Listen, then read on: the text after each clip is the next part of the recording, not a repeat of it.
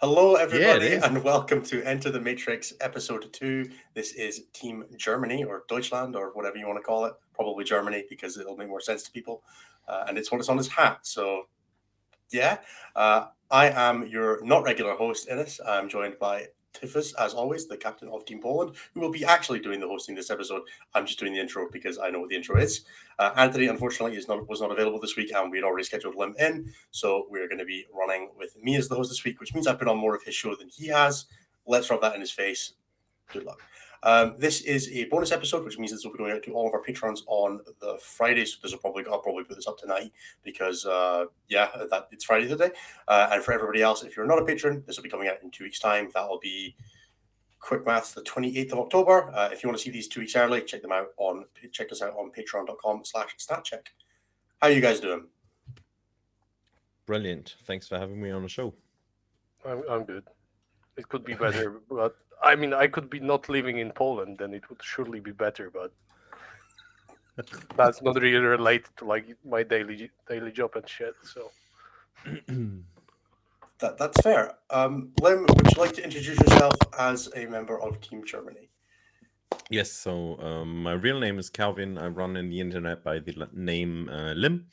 I'm currently the captain for Team Germany in the 40K department, and this year's WTC was my first WTC, and also my first WTC as a captain. Yeah, I think all the random information is like hobbies 40K. They are all not interesting enough.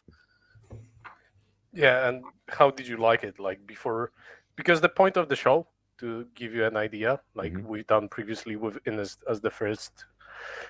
How do you call it? I'm lost for words in English. Episode first. Thank you. Our first guest was Ines, which isn't really a guest in this whole series. And then he took over the show, man, from zero to hero. I really enjoyed it. Actually, I've got like feedback from my Polish team as well that they enjoyed it. The only thing that they had against it is that actually your English is so hard to understand when they play podcasts in 1.5 speed. Yeah, they couldn't do not recommend listening to me in anything they couldn't do it 1 time speed. So if you have troubles with understanding Ines normally, do not play this at 1.5 speed. That's what I got from my team. So yeah, anyway, we are good at getting into off topics. What I was trying to say is that basically this show was the idea of me and Anthony to actually interview people how they approach the event itself as a captain and how different it can be amongst the different countries. Like you will have different approach, different players, you will have different goal in mind. So how did you like being a captain after all, Limm? Because for you, surely it was stressful. I remember us talking on Discord previously, like just before the event, and you had some questions, like you wanted to exchange shirts 3 months before the event already. So gotta make sure you get something out of it, right? Well, have you? Yes. So I think personally, before the event, the pressure was quite high because the expectations in Germany were high all the time. Although Poland and Germany have the history of always performing in some way. So there hasn't been any ETC that Germany didn't fight Poland, and every time they were going for first place. The last WTC or ETC, 2019, Germany was 9th place. And my personal goal was first get to top 5. And top 3 is absolutely realistic, is what I thought. Looking at the player, the roster, the armies, the current meta, how Germany understands the meta, and how other countries see the meta, and we were like feeling a little bit ahead, so to say. And if we would get top 5, I would be happy. I know the community would still say, hey, you're Germany, you should be more up there. So there's a certain expectation that people have. Also, I wasn't only talking to you. I was I was actually talking to Ines as well a couple of times before the WTC. I talked to Spain, Draven. Shout out, he's a really, really nice guy. A lot of contact to Epsi because he's some kind of a veteran, and there are not many people. And then I tried to call every captain in Germany that has been previously at the ETC, and just wanted to make sure I've got everything written down, what a captain should do and what he shouldn't do, and and then make my own picture. So how to approach at the event. And one of the advices I got was, so there's a captain's meeting, and Germany should never raise their hand. How Germany should do it is get some friends, tell them about your idea, and let the friends propose in the big round. And you've And I done was it. like, all right, so first morning, captain's meeting, Limm raised the arm, and I had like 3-4 questions, and but I tried to break the ice with everyone.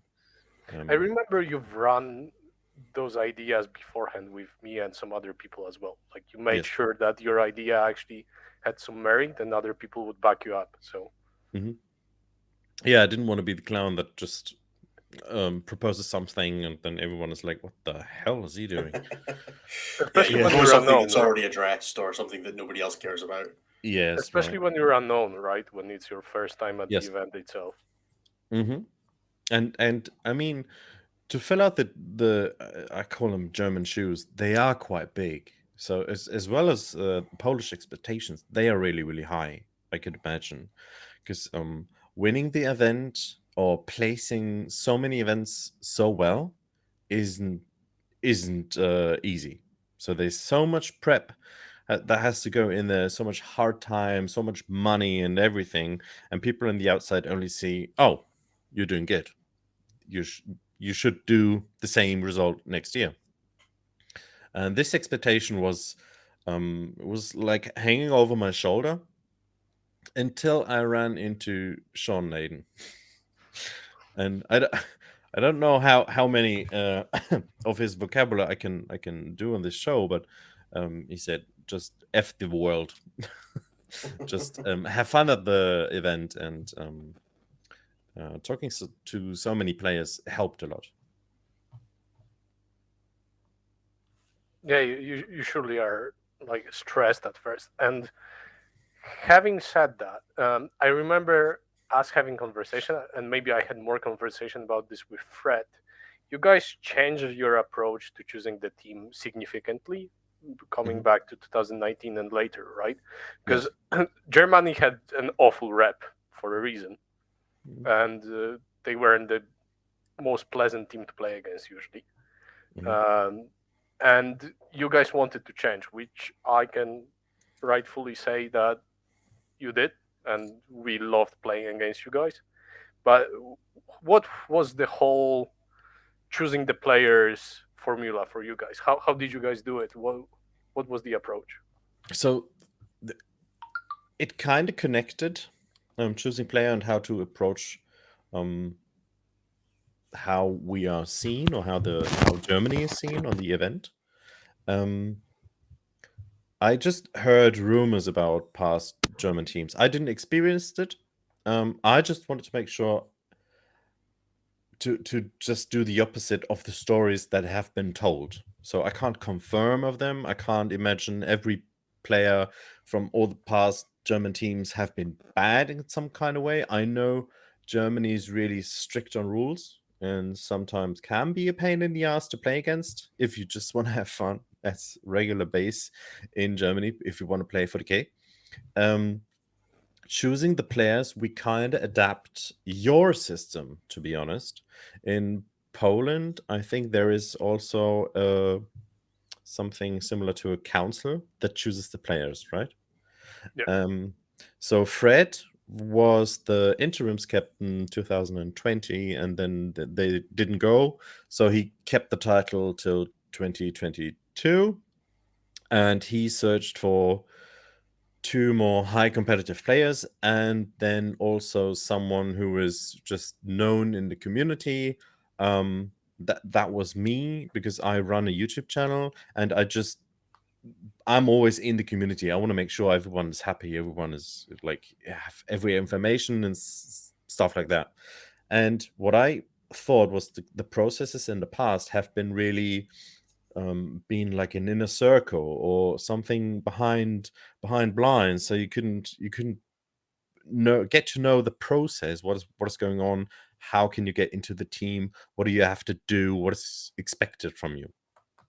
So we formed this council out of 4 people, and then we had practice games. We had everyone could apply. So we did shout outs on YouTube, Instagram, Discords, everywhere. Hey, if you want to play for Team Germany, just apply here, click, join this Discord server, and we will see. Then we had sparings against you guys as well, and against Spain, against Ireland. We even had Germany versus Germany. Then we had against Holland, Netherlands, and we're like 50 applicants. At the end of the day, yeah, they all wanted to join, and like every couple of days or every couple of weeks, we had to kick someone down. And all the four people in the council have a vote. And then finally we went down to like a top 10, and it was so hard removing some people from the top 20, because I mean there were guys in there that won the WTC not even once but twice or 3 times in a row. You mean like Uh, Simon, right? well, Simon didn't apply because Simon stopped playing 40k at that time. He just Okay. recently started again. I think he's really hungry because he's training a lot with one of my colleagues, and I will see him in 2 weeks in 3 weeks on a tournament in Hamburg. Looking forward to that. And but Caillou, for example, he was in the Mhm. team, or David Szymanski, Deathred. I mean, he's one of the back-to-back champions from Team Germany, and he also did the same as Liam did this year. Won the singles event, and after that, get the trophy for the team event. And we let these players at home. That's crazy how stacked actually the applicants were. And the end of the day, some decisions were made out of the gut. So I said, okay, we just think we should go with this person, because some choices were actually team based. So I don't want to say not to have a troublemaker, but to have more of a functioning environment within the team. So everyone is cool with each other. You Yeah, don't have to be you best win as a friends. team, you lose as a team. Absolutely. Yeah, so the process, it was really hard, and we had hundreds of hours analyzing games. I personally watched like 30 hours a week, people playing games, and rated them. And you mean TTS, I assume. Like, Yeah, I TTS think and real life as well. most of this was actually enabled by TTS. I don't think Yes. if you agree with me, but in Yes, Poland, without absolutely. TTS, we wouldn't have gone so far. Yeah, there's no way you can watch Yeah. 30 hours of real 40k games. People Yeah. aren't going to sit and record 30 hours No, of no, real no, no. games. No. Yeah, it was based on TTS, and then on the weekends I run a program. It's called Rent a Judge, so you can rent me to come to your tournament and be a judge. And I had a lot of chances to watch people playing there, which I makes get you. yeah, and that is pretty cool, to have that opportunity to drive through Germany and attend at these tournaments, not paying a dime, and enjoying your hobby. Yeah. Yeah, so that was the process. Finally cut down to the top 8, and we still had like, if 4 of us got corona, no problem, fill it up with the next 4. So many players, and all of them were so good. It's crazy. I envy you. I Pardon? really do. And Very me. much so. Yeah, I had to learn every army list. And I hated the GC the most. Yeah, learning that in one day must be fun, right? Yeah. I had You, weeks in the boot camps to learn the armies. so you had kind of similar situation as I did, I assume. Oh Like yes, you were a non-playing captain, so yes. whenever you had a boot camp, etc., you would just take any army and no one played. Most of the time at the boot camp, I wasn't playing. I Okay. was actually analyzing the score sheets, or most of the time I told players who to play and on Mhm. what mission and who has to start, so we can figure out the weaknesses. I don't Yeah. want to have our best list smash people all day long. I want to have our best list getting smashed, so we know where we are not allowed to put him. So he needs to know all the maps. He needs to know all the weaknesses to get as many 20-0 scores as we can. And then, because I'm a dedicated Sisters player, I provided Sisters.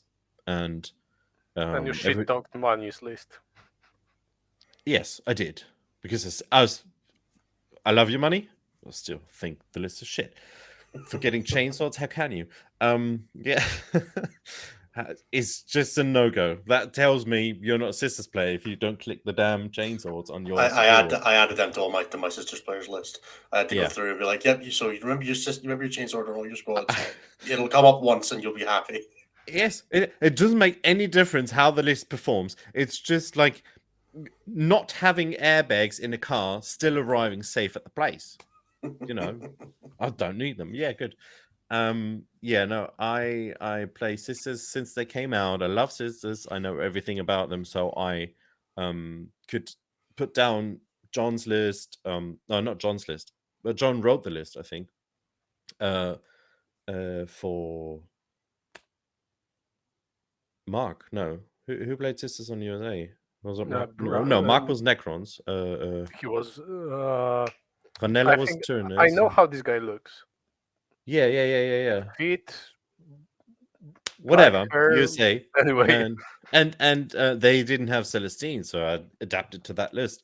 Then I played Mani's list, and Mani had no banner, no Zephyrin banner, and I had to adjust every time. Like, why wouldn't you have any rerolls for charges in your army? But anyway, enough of the rant of these lists. So that was my main job at the boot camps, making sure, and also Brandon which Graham. I want to have for the future. Every captain from now on, I hope that this will go on, has to be non-playing. yeah, I Because cannot imagine a playing captain anymore in this no, event. no, There is it's so much going on. so I much mean, happening. you have to take care of the players as well. As a captain, I made sure everyone has something to eat, everyone has something to drink, because they have to focus on playing the game. Yeah, that was my biggest point that I was sad about. That I actually had to play at this year's event. That I couldn't take care of all those new faces and basically ease them into the whole system at the event. Yes. So it's a thing. Now, coming back to you actually choosing the team, there is one thing that I want to ask: when did you actually start, like choosing the team? You said that you had 50 applicants. So when did you ask for them? So how long was like the whole process? That's what I'm basically asking about. So I don't want to get anything wrong. But I think we started around February. Yeah.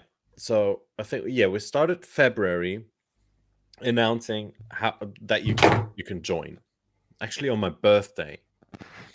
Yeah. That's a good present. 50 applications. Cool. And You take that, Ines, as a birthday gift. I'm on 10. I'm on 10 right now, so yeah, I'd take 50. Yeah, and then people could just apply, and with some people we had talks, because it always feels bad if you know someone sucks and you're like, You dude, really shouldn't be applying. yeah, dude, come on, get some gains. Yeah, but some of them you just have a talk, or you have a game with them and you just demolish them, and but in a kind way, and then tell them, hey, maybe next year or something like that. But these people, they evolved a lot and helped us to practice. So we now have a Discord with only top players, and they all the time can play against each other. Like, hey, I got a new list. Hey, no mucking around. Let's get on a server, 20 minutes, first round, blah, blah, blah. Okay, you win. Let's do it again.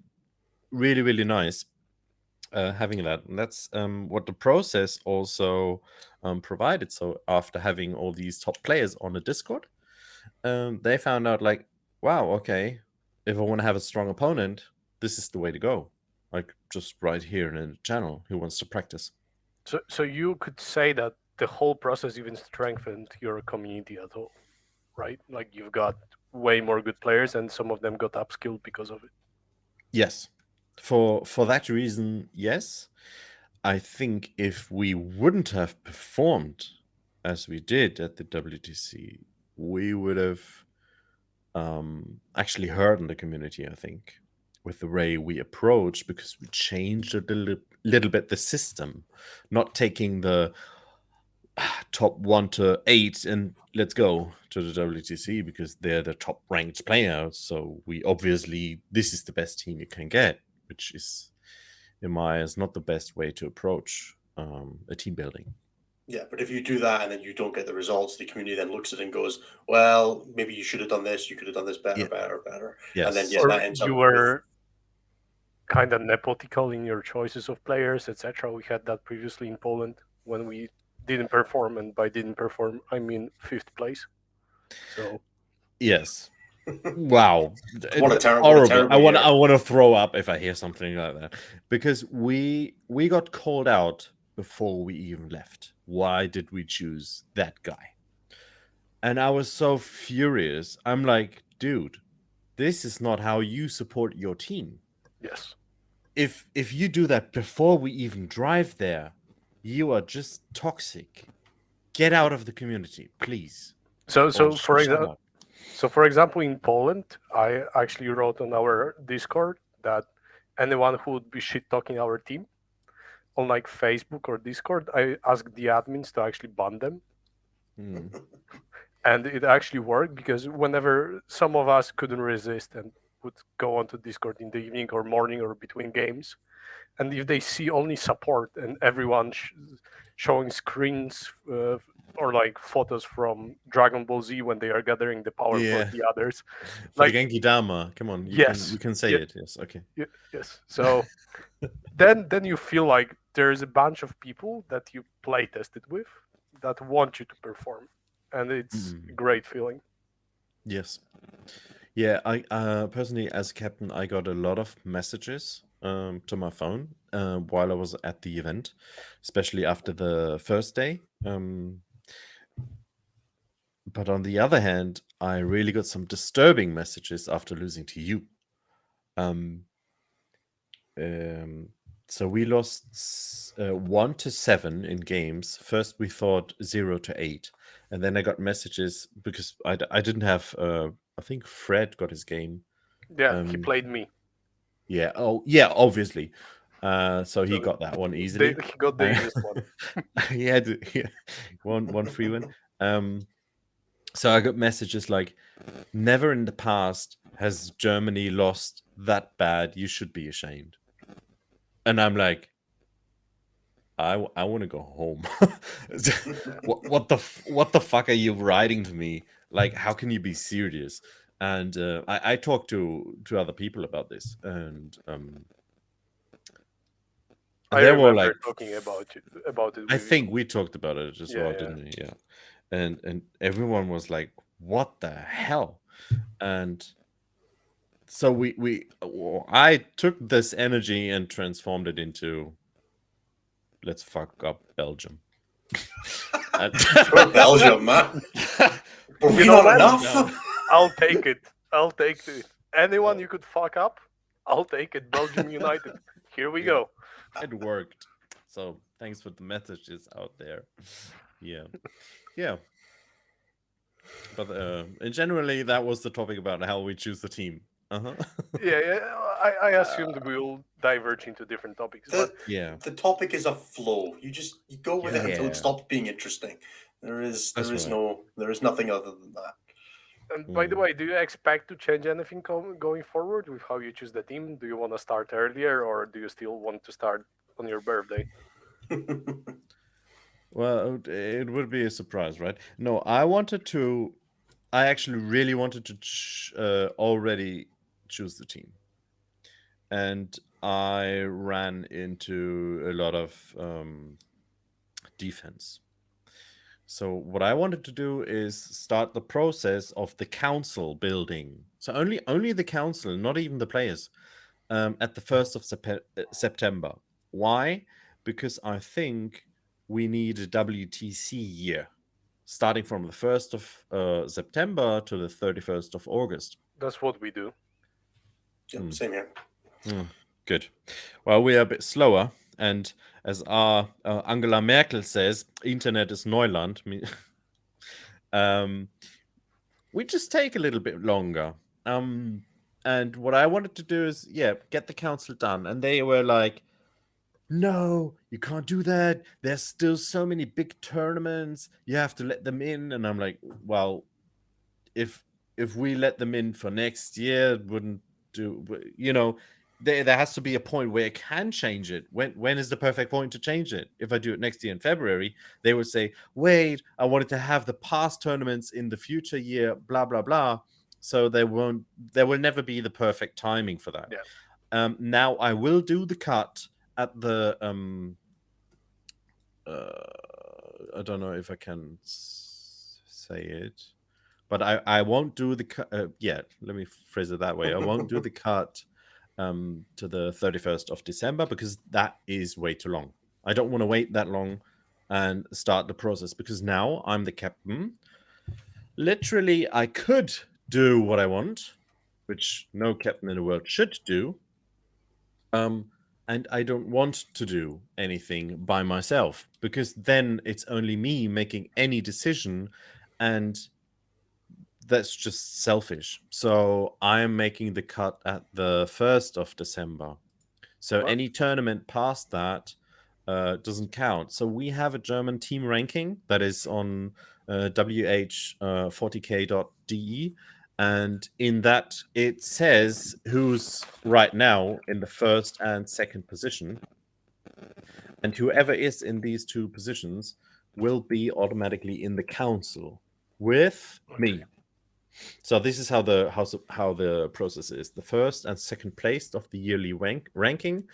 And that ranking should be closed earlier. It should be closed 31st of August, in my opinion.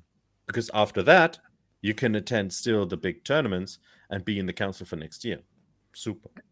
Yeah, right now, that I would be think there's Matthias. a thing if you choose the council after the WTC, if some of the best players basically sacrifice their own results on those events to play a lesser known army or worse army in terms of WTC, they wouldn't perform as well, so they wouldn't get top 2.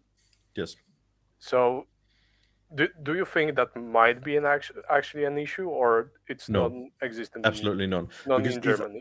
if I go into the list, so first place is Matthias. He was at the WTC team this year. Second is Caillou. Everyone knows Caillou. Third is Bell. He played Sisters this year. Third is Arne. He played for Belgium. Fifth is Liam. He played for Belgium. Sixth is Jan Vajovis. He is a known WTC player. He's a veteran as well. He's an absolute veteran. He's a beast. Seventh is Fritz. He played this year. Veteran as well. Yep.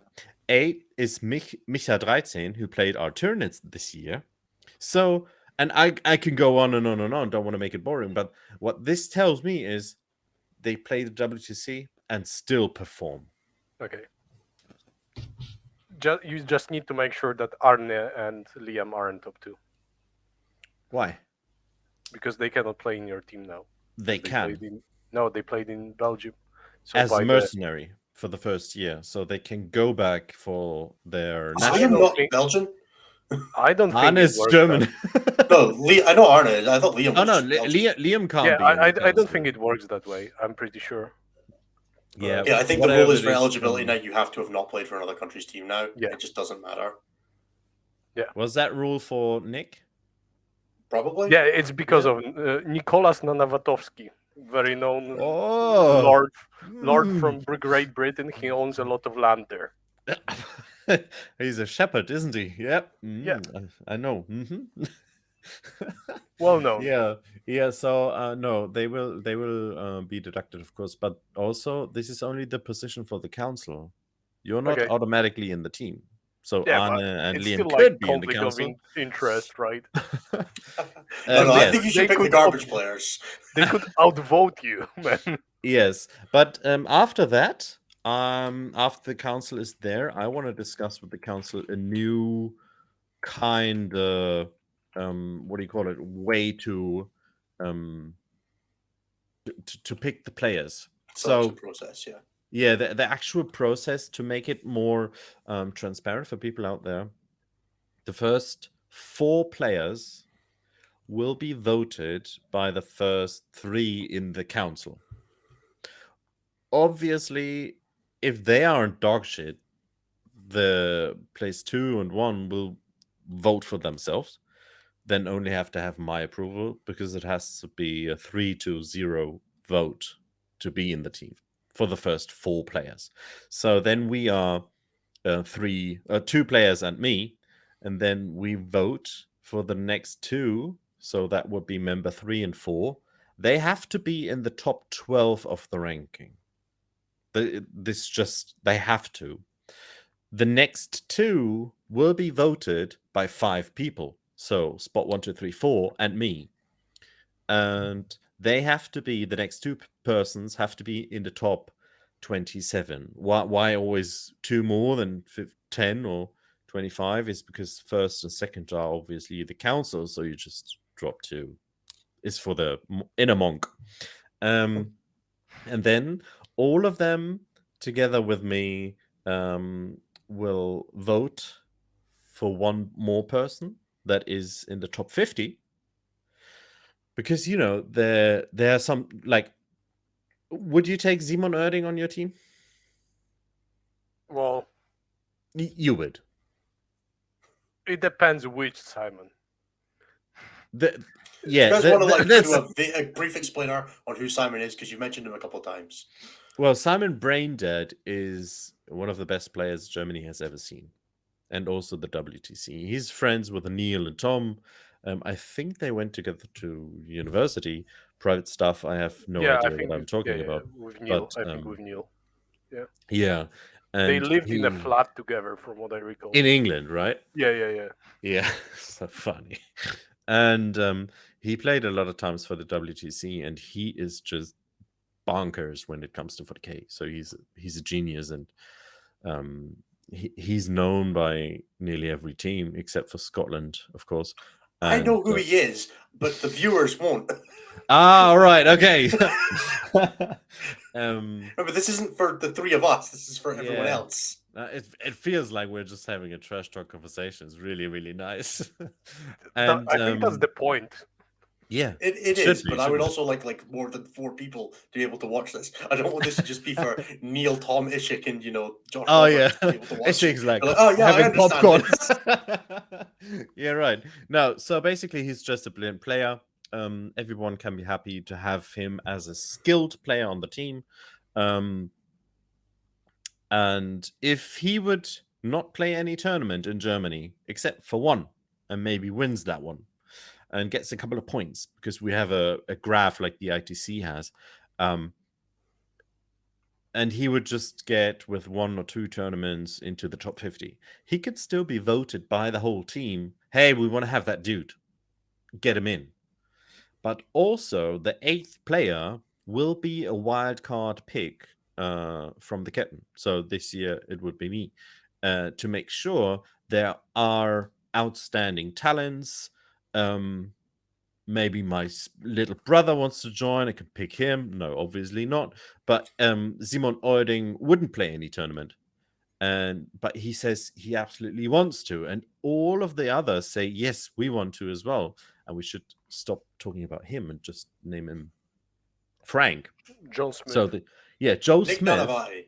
No, what's the American word if they take a random person? John Doe.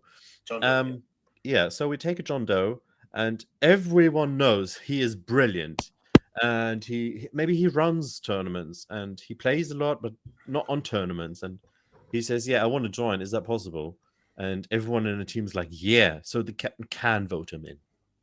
But also, there's a security trigger that the team can pull. So if I would say, "Yeah, 8th player is going to be my small brother. We're taking him," and he's like, "Duh." The team can say with the 6-2 voting, no, and then I can't pick him, and then I have to pick a new one. So they can just veto the vote. Yeah, which but is, with a strong majority vote. Pardon? Yeah, but it would need with it would They need would to need be a strong majority yeah. vote. How does that work with if it's 6-2 where there's only 7 players plus you? There's 7 players in the captain, so Oh, it's 5-2. Sorry, 5-2. Oh, okay. Slightly better. Yeah. I was like 6-2. Well, if I vote against me, well, I'm one of the two, obviously. Yeah, 6-1, obviously. No, it's 5-2, which I find quite fair. If 5 people say, "Hey, we don't want him," that should be clear enough. Shouldn't be more, but it shouldn't be less or not too. Something like 4 I don't know, man. 3 If one person says they don't want you on my team, I'm going to start looking at you. But if one person says they don't want to, then it's probably biased. If 2 people say it, probably not. If 2 people say it, it's like have a conversation with them and the guy. Yeah. If 4 people say it, it's like, all right, we're going to look at this. We're not taking him, right? Yeah. So and that's only the last 10 minutes I explained is just something I want to implement because right now it's not existing. Well, that's very similar to what we run now, which I don't know. You can look at our results and tell us it's garbage, so that's fine. But in terms of getting a cohesive team, it does a good job. But you don't have 50 applicants. No, we have 30 odd. Yeah, but I think like the system is kind of similar to what we have in Poland, but in Poland we have bigger authority in like the council, so the free men actually choose the whole team.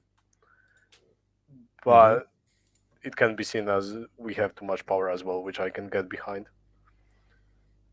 Yeah, on a scale from full democracy to America, we're all somewhere on the spectrum, right? So why didn't you take the East? I don't want to get in any politics in podcasts and shit. Well, you don't have to. It's my podcast. Yeah, sure. Fair enough. Okay, but you mentioned early one thing that I'm actually curious about that we encountered as a problem when we were doing boot camps. You said that you had like top players that were supposed to smash, that they had the hitter armies that were supposed to bring you points, and that they played against a problematic armies for them. Did you see actually an issue with their approach to this? Because if someone has an ego, playing only bad matchups when they lose can be actually detrimental to their approach.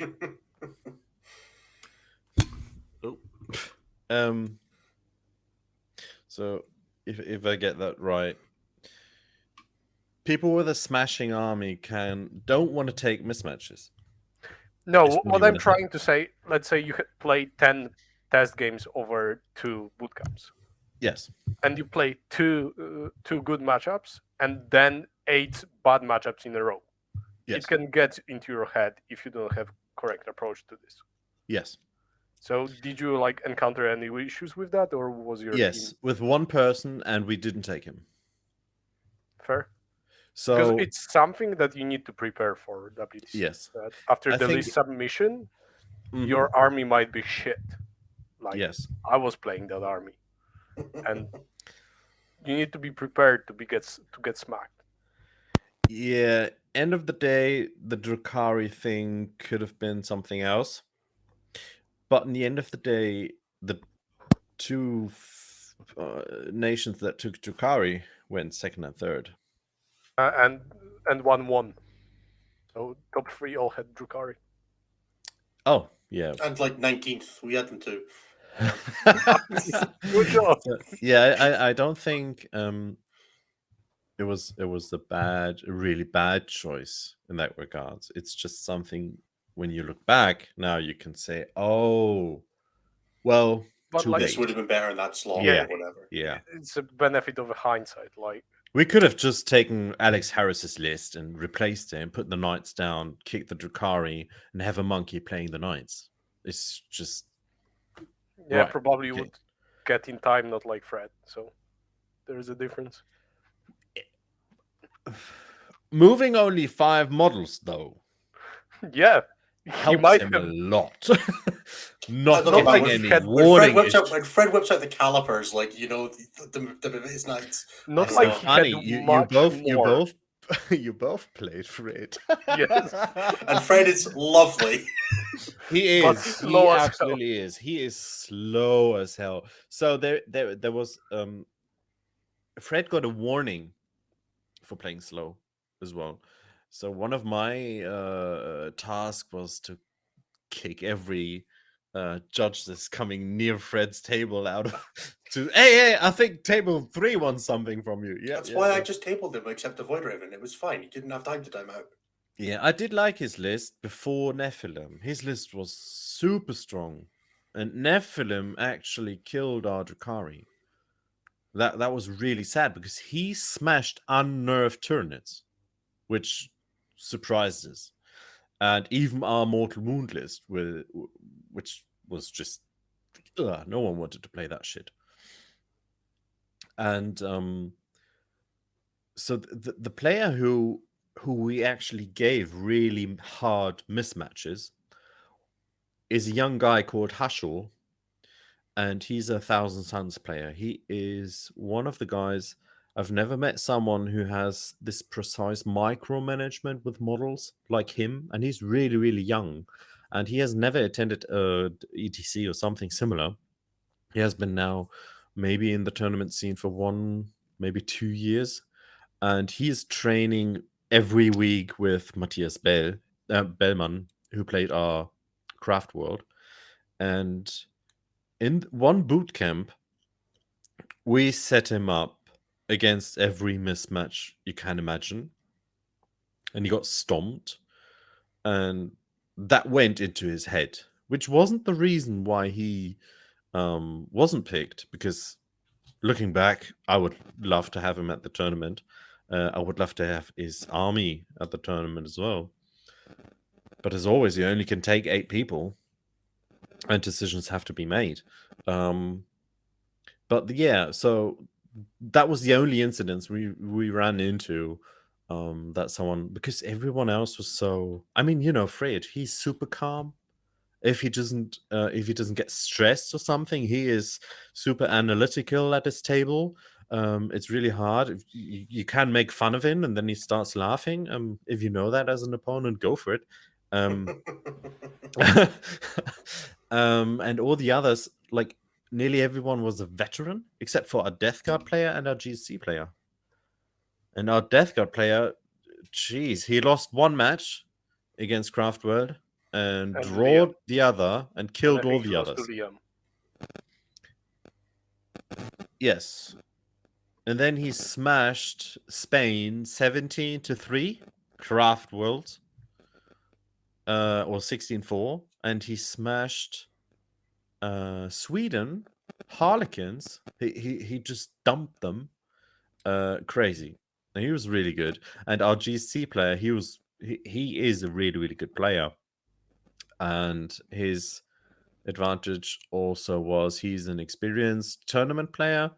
He's really calm. He's how would you say? He's just a grown up man, So Calm and collected.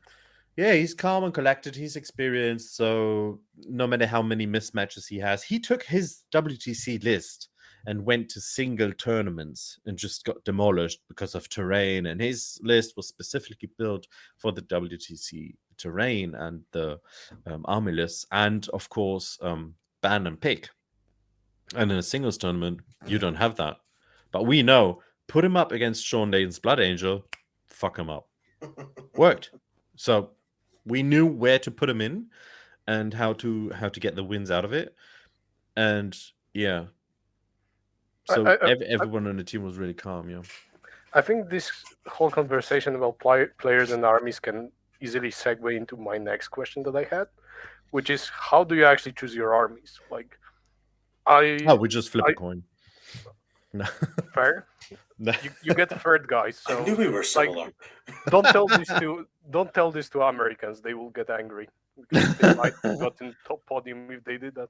Anyway, what I was trying to say is that in Poland we, for example, anticipate what armies would be present in the meta and what to counter. Some teams choose what would be top 8, and some teams just do not have Silent King in their country, so they do not choose Necrons. So, well, then sorry, Iceland, get a 3D printer or something.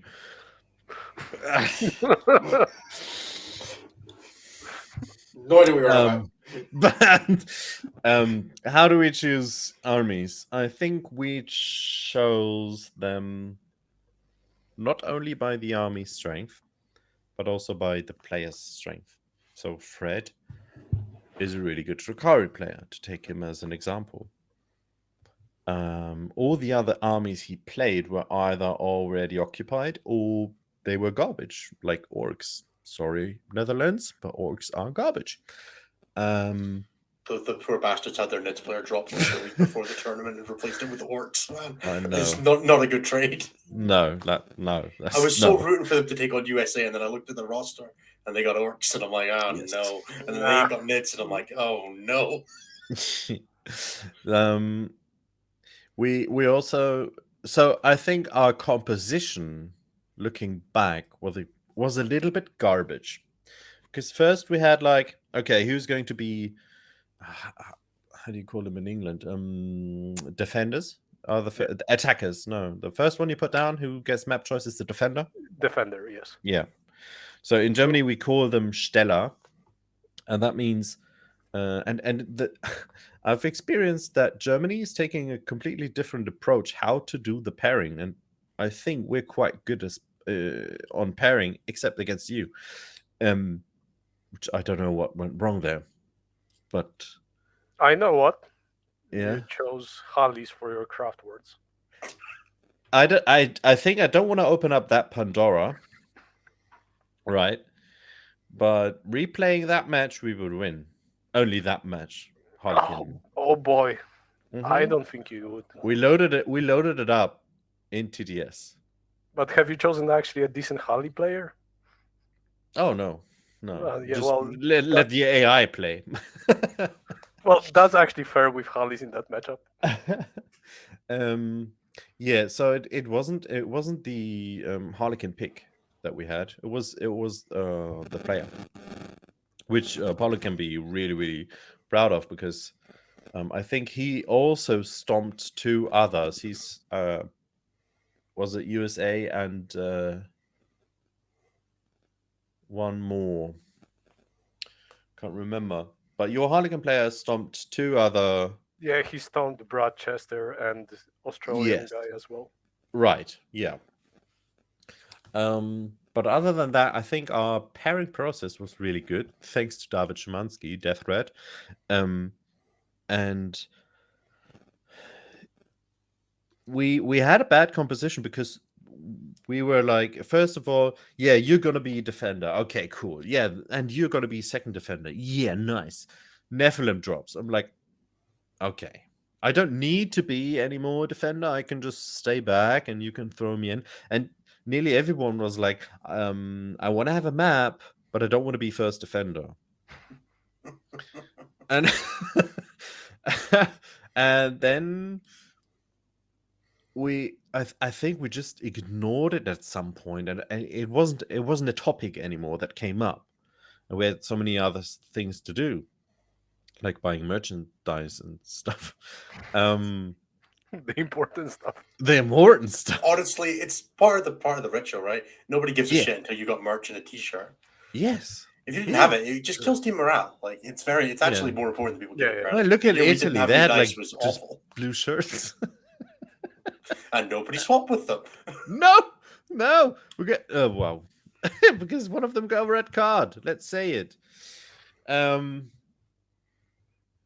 So yeah, the army composition, how we chose it, actually was more, if I think about it more and more, is player based. instead of army-based, which I do like, especially going into armies like Tyranids. So Michael Gemeke, our Tyranid player, he is a little Tyranid.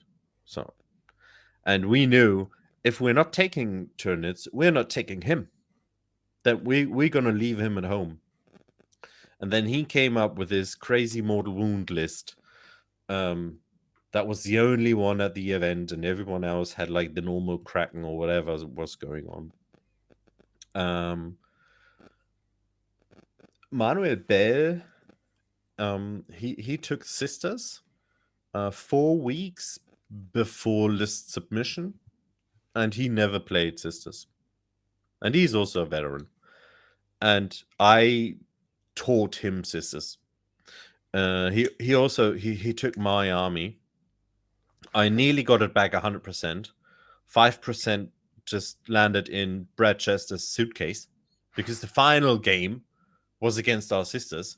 And when he was like, gonna pack up my stuff, he just removed some Zephyrim from the table and just threw them into my bag. To be His fair, bag. he was kind of drunk by that point, so A little bit. So, a little bit. schon ein kleines bisschen. So actually, no Nick ambition. Nanavati and I was playing the final game, to be honest. Yeah, So it you was got it the was easier funny. matchup. That's what I had the easier one, yeah. That was one of the armies we took for army strength, because I said, guys, we can't leave Sisters at home. There's no way it is a killer army. And there are some armies everyone took, like Sisters and Craft World or Harlequins. I think still to this point it's similar. You couldn't do anything wrong taking one of the other. They have different. I think in singles there's a quite huge difference, but in teams Absolutely. they In have teams, not completely so different much. roles. Yes. Like Craftworks can, for example, win against Nids, while Harleys can never do that, in Nope. my opinion. Yeah. So it's matchup based and what you expect to play against. Yes. And Harlequins can't win against Death Guard. Like nearly no chance if you do it correctly. Unless if you it's want to, Liam. yes, unless the Liam is not human with Harlequins. He does things no other person on the planet Yes. does, and we don't understand it. It's fine. that's why he went 2 weeks ago second place at the Hanseatic Alliance Open, where I judged. That was in Germany. He went onto the bus 8 o'clock in the evening and arrived like 6 o'clock in the morning, bringing Thousand Suns with demons. Smashed everyone. Crazy. He's quite good at Warhammer. Liam is, yeah, he is quite decent, yeah. But coming back to like your team comp, did you account for table choices, or did Yes. you do like sample pairings before the submission? So you've paired against some, mock team compositions to actually find out where would be your weak points. Oh yeah. We paired so much. We had like at least 12 countries prepared. But I mean, like before list submission, not after list submission. Oh no, heck no. Okay. Because we weren't interested in what was going on with other countries. Absolutely not. Because the thing is, and I think that is not a good thing to do, to watch other countries, because then you start to adapt, which you shouldn't if you are already on a good track. Yeah, but you can look at trends, because if something is popular online, you could assume that it will happen to be in some teams. So you could at least make sure that you have some things that can play into it. But did you think that John Lennon is bringing the Custodes list? No, obviously not. He didn't know. The list was done. He came from vacation, and they said, "John, here's your list." And I'm like, "Oh, okay, that's my list. Well, I'm joining to the WTC. Thank you." I anticipated a couple of general armies to be there. We started training with Imperial Knights and Chaos Knights. We just thought there are so many problems, and no knight list actually, except yours, won against us. I think our both knight lists won against you. Yes. But we had dedicated players for those armies for like 2-3 months. And no other knight list was a challenge for us because we had no problems playing against knights. I think you guys had that approach, and also US wanted to prey on knights as a like team comp, or like you at least anticipated you will have no issues against those. Yes. So we can always. So knights need a map, right? That's what we thought. If they want to have a map, if they want to have a map, we can choose the opponents, which is cool. If they don't want to have a map, then we can choose the map where the knight against that army who's taking the specific map is useless. That's what our approach was. So if a Sisters player chooses his map against knights, knights can't win. There's no way. Knights can't beat certain armies out there. Like, knights shouldn't be able to beat Tau and Sisters, and I don't know. I don't want to. Shouldn't. Yeah, they shouldn't. Ours won, but I don't know how. So yeah, that's good at the game. Yeah, we can go on for Poland and put them a little bit more higher and higher. How good their players performed, but it shouldn't be the case that a knight player goes on and beats Tau.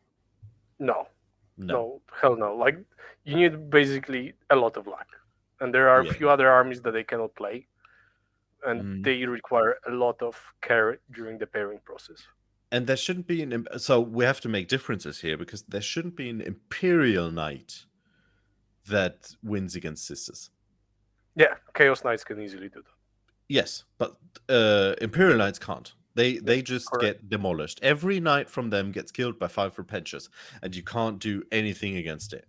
There's nothing you can do. You have no -1 damage in close combat.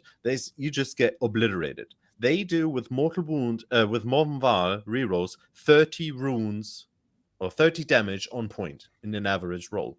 5 repentures. That's ridiculous. So they just go up to a big knight, boom, dead. Yeah, so that's why we didn't take knights, because we thought we can deal with knights. We don't need them. And then after that, we felt quite comfortable with team comp in general, because we always had our trump card, our GSC, and our craft world.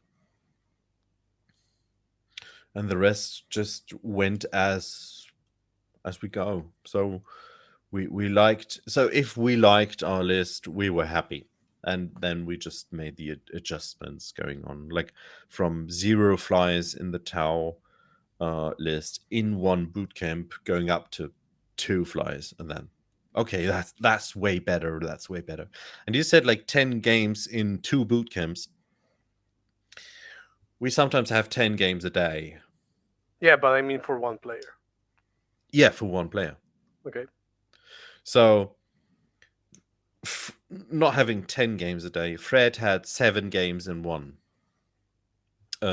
day, and we had all in all 3 boot camps, and we were like average 14 people every time. So we got us people in that can play specific armies, specific list. Especially for the 3rd boot camp, we invited knight players, Necron players. So we have more stuff, as so to say, to play against our players. So, did you actually find that playing against specific players that probably, for example, were put onto an army that they didn't know, actually gave you a bad idea of how you would certain matchup go? Because it was something that we needed to make sure in our team, that we do not play too many of those games, because it can actually be even worse than not playing a specific game. Yes, so that's a mistake we definitely made, having not the ultimate player on that list, who actually played some stuff wrong. And as you said, it gives you a wrong idea how the list works. And that was bad, because then these people started to say, well, I would never write this list. I think this list is bad. And we were like, Okay, maybe he knows what he's talking about. Let's find out. And then we demolish the list and say, yeah, you're right. The list is quite garbage. And that shouldn't happen. Because if you didn't write the list, shut up.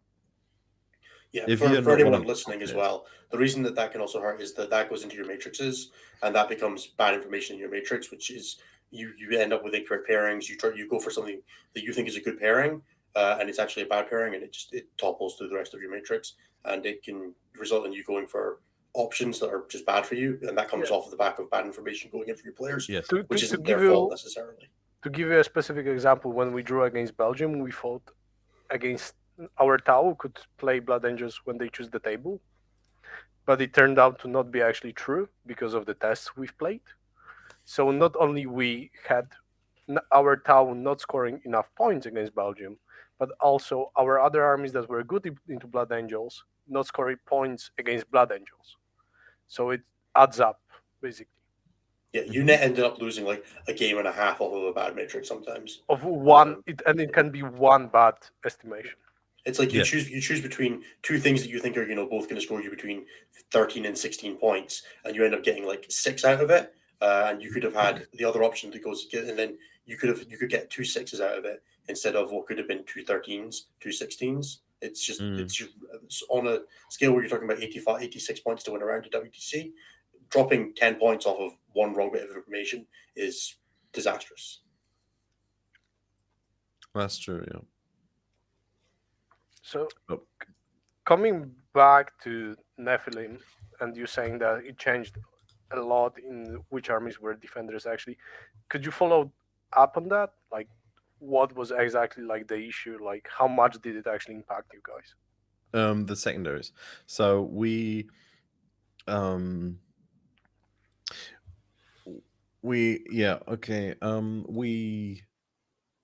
had a Tau player who was absolutely functioning and destroying everything and had no issues with secondaries.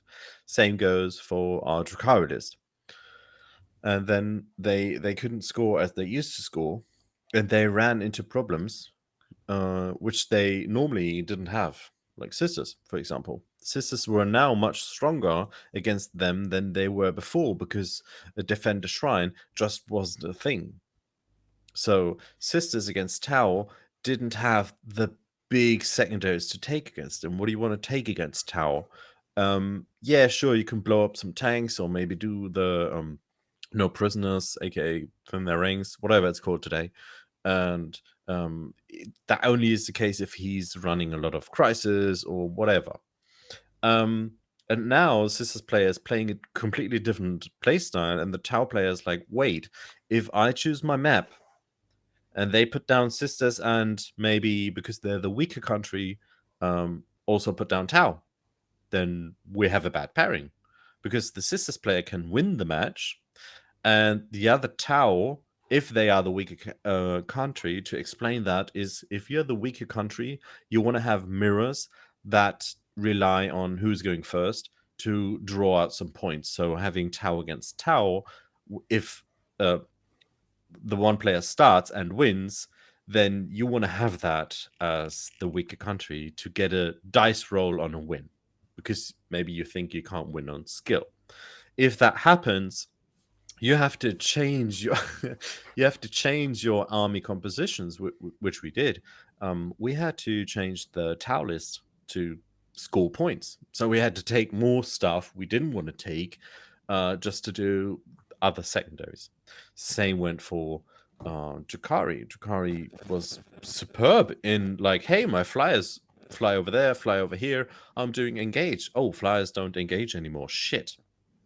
Are we going to keep the flyers or not? Blah, blah, blah. So we had to adjust the lists in general. And by adjusting the lists, we also had to adjust the players who can be defender, and in which case can they be But defender. you didn't swap armies that much, right? No, we didn't swap the armies that much. We swapped yes, we did. We actually did. So our Space Marine player couldn't find a list where he's happy. So he switched to Death Guard. Our Death Guard player switched to Tau. Our Tau player switched to Sisters. Okay. Yeah, so the armies don't change that much, but the player on them does. Yes, And then yes. the composition of the armies goes out the We window. had a little switcheroo, and the Death Guard was something new, and it helped a lot. He could take shit matchups and still draw 10-10, and that was superb. Taking the Death Guard was really, really good. Okay. Now, coming back from the topic of team comp and players preparing and swapping armies, like after the list submission, how did you decide what games your players need to play before the event? Like, did you do pairings for that, or did you actually fill in missing matrix entries, etc.? Yeah, so every player had to fill out some Excels and to make sure how they are standing against certain lists.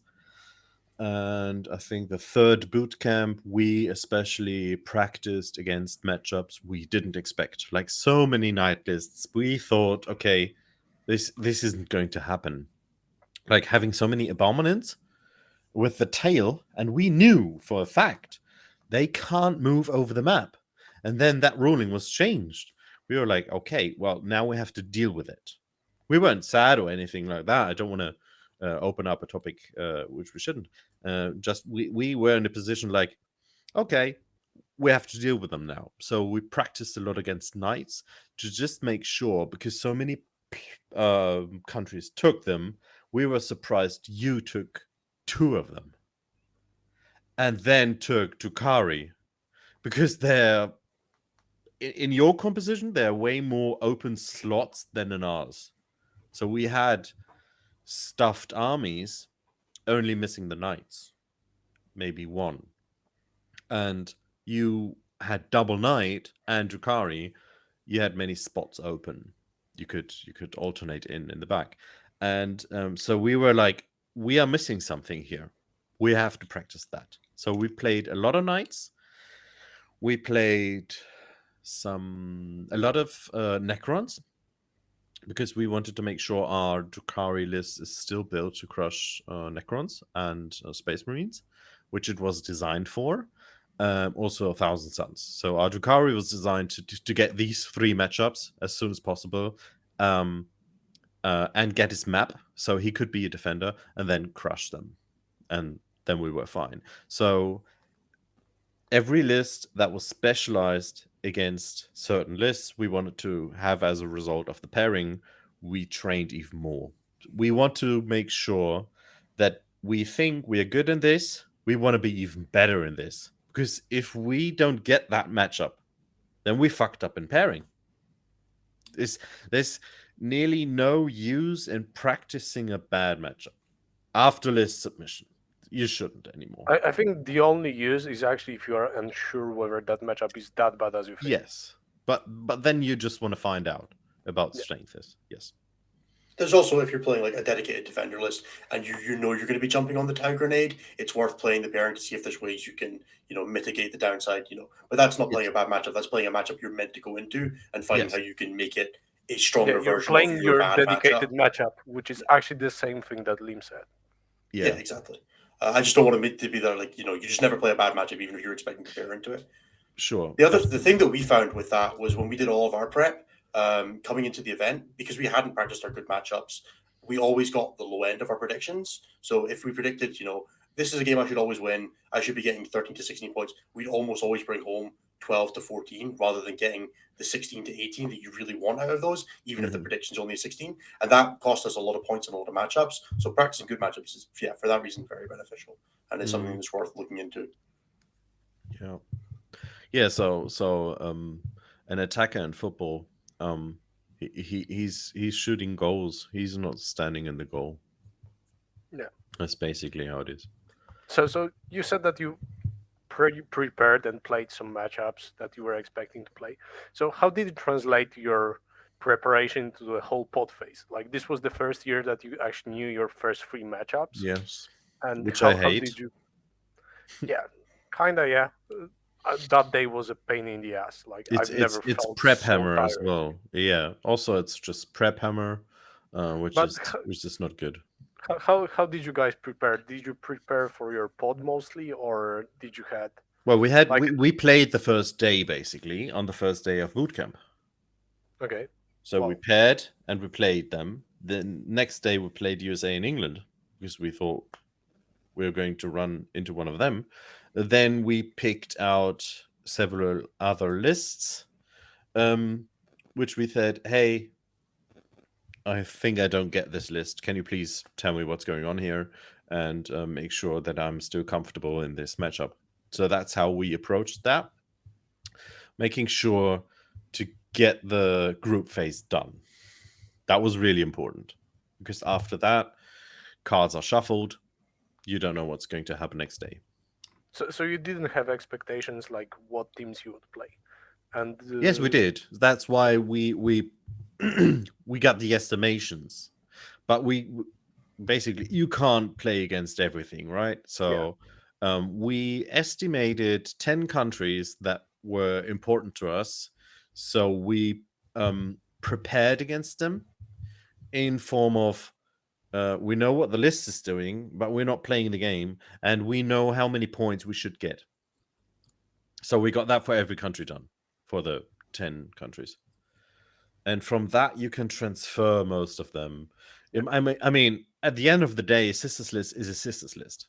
There's not much going on. Like, everyone is Bloody Rose, everyone is having melee, everyone has a few melters, maybe not. The only exception to that was Spain. They had Armigas. Cool. Okay. We're going to practice that one. Yeah, we're going to mirror it. Yeah, because they are missing a Dogmata. We can do the mirror. We have more obseg. They can kill you. It doesn't matter. It's going to be a draw. So stuff like that. And we wrote that down, have it in our big Excel spreadsheet. And while we're pairing, we can say, okay, well, this should be estimated to this, to this, to this.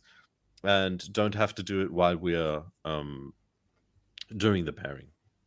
So we got everything done a couple of days before that. So, like, to finish up because Ines needs to go. There is one more question that's more around the whole event. I know you guys were happy getting third. I remember jumping in a circle and drinking with you guys afterwards. Maybe not only because you were third, but also US wasn't on the podium. I think like the Yes. whole Europe was happy about it. We talked it, right? We talked during the break. Thank God for smashing US. We would have heard in every podcast for a whole year how good they are. Yeah. So it's a Much relief. better this way. It's Yes. a relief. Sorry, Yeah. Anthony, but it's true. Sorry, Anthony. Are we sorry though? I don't think No, so. he was rooting for Australia. No. So Yeah, how? No. Yeah, but Anyway, sorry. so what to sum up? What you were unhappy about, and what would you change for the future year? Unhappy. Yeah. Oh, that's a good question. First of all, to not stay a day longer. That's first of all, because the event was pretty awesome. Like, getting to know all these people like you guys, and every person who was standing outside having a cigarette or getting a drink or whatever, you can go up and say, hey man, let's have a talk, and you just connect. At these events you just connect every time. But that is the case for like nearly every event of these. What I disliked was, which I wasn't happy about, the cost of the internet. And some people may think that's quite odd. I'll tell you why. There was only one streaming team to share part of the event with the whole world, which shouldn't be the case for a world championship. Everyone in the world should be able to turn on his television and have awesome people move their freaking plastic models over the table, feeling awesome, and you can root for them. But there was no option except for a language no one speaks, everyone hates, and from the 2,500 viewers, only 50 people got at the actual context of the stream. I'm just kidding. I love French Wargaming Studio. They were there. They provided an awesome stream on 2 tables also. But the internet cost having to that was 1,240 euros just to get the internet. Then you have to pay 400 euros only for the electricity. And I don't blame anyone from the TO, not Tom Adriani, not Neil Kerr, no one from them. It was the people from the venue. That's what people don't know out there. Tom didn't lay out the internet cable, said, give me money. No, it wasn't for them. It was the venue saying, hey, if you want to have another connection, it's going to be that much. Same with the water. They didn't want to open the tab at the event. It's like, what the hell? Okay, we have to get plastic bottles. Everyone from us would be happy with tap water, right? I mean, just fill it up. It's so hot. You're going to drink so much. But yeah, that only 300 people at the event had the experience we had, made me sad. So I took as much as I could my phone out, went live, ran around everywhere, showing the people what's going on and how awesome this is. And hopefully for next year we can get some more streams to Australia. I'm sure they wanted to see all the games from their team. Like even in Iceland, I can imagine They've like done two this penguins previously. and a man, huh? Australia actually brought the stream team back in 2017 or 18. Yes. The little But shopping cart. Everybody that remembers was- that one. Yeah. We never forget that. But that wasn't in Belgium. So I talked to Tom Adriani last night, actually, about some stuff going on for the next year. And we are also bringing a stream team. And also England is bringing a stream team. And Poland is bringing a stream team as well, right? Yeah. He told me last night.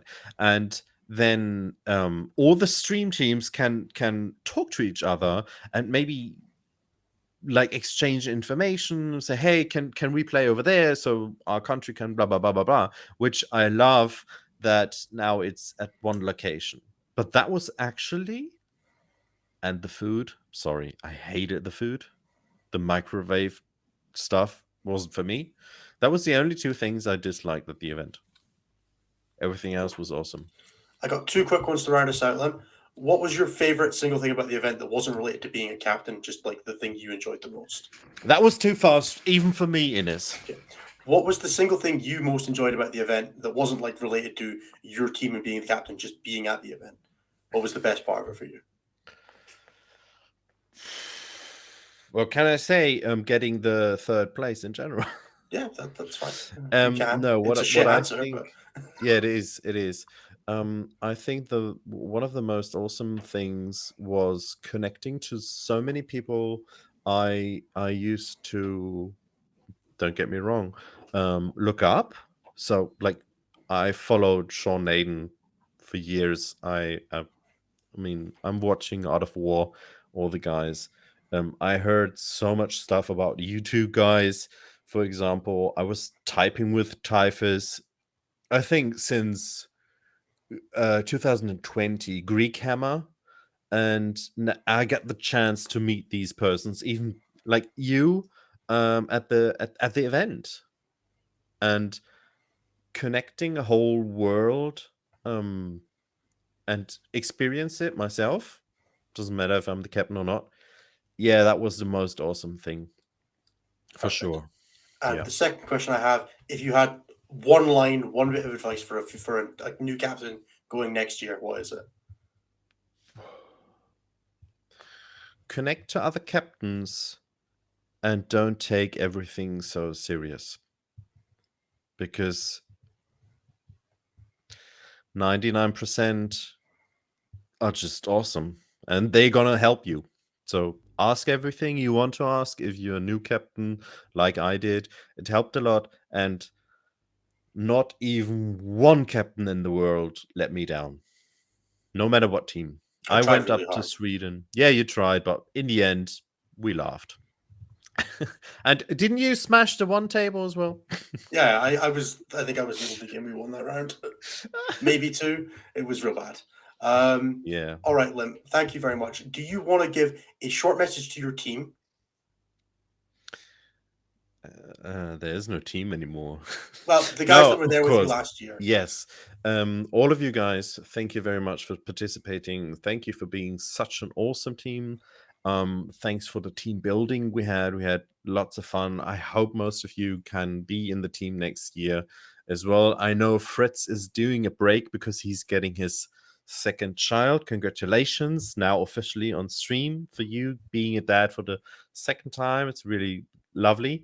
And hopefully we're going to have as much fun as we had last year or this year. Perfect. And is there anything you want to plug for yourself personally, socials?